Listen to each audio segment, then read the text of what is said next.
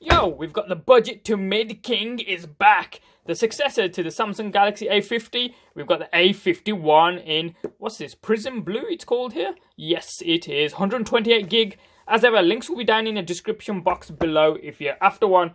We slide this right open and boom. Ooh.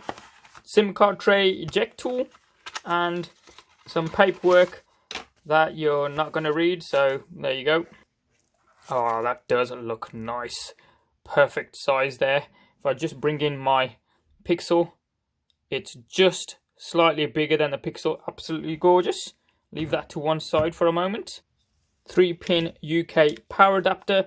Output at 9 volts, 1.67 amps or 5 volts at 2 amps. Data transfer and charging lead, USB Type-C, yay! This thing's got a 3.5mm audio jack, yay! And looky what we have here. You can see exactly where they're trying to keep the costs down. What, these like from 10 years ago or something? I don't think I'm going to do what I wanted to do because there's no peel. It just, the cling film plastic cover just slides off. There's nothing to listen to.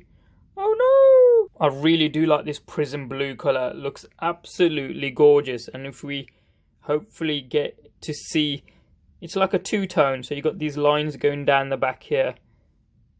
That looks really, really cool. Let's see if we get any juice out of this bad boy. Power this thing up. Ooh, Samsung Galaxy A51. While this thing boots up here, you'll notice there's 4 sensors across the back here. If the camera will even focus in with all that light. So you've got a 48 megapixel shooter, a 12 megapixel, a 5 megapixel, and a depth sensor, which is also 5 megapixels. How cool is that for the price point? Around the front here, you've got a 32 megapixel selfie camera in the punch hole layout. Along the right hand side, you've got just 2 buttons, being the power button and the volume up and down buttons. Very clickety clackety. No buttons on the right hand side. Yes, they've got rid of the Bixby button. Thank God for that.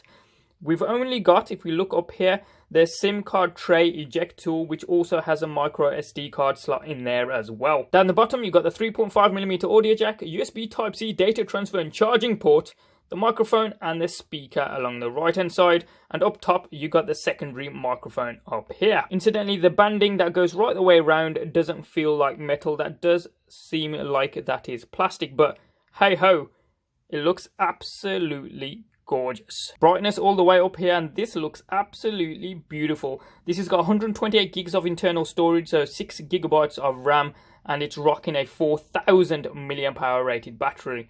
Absolutely gorgeous. Can't wait to play with this. Let me know in the comment section down below what you'd like to see from this thing. Obviously, I'm going to be doing a bunch of comparisons, so do let me know. Thanks for watching. See yous.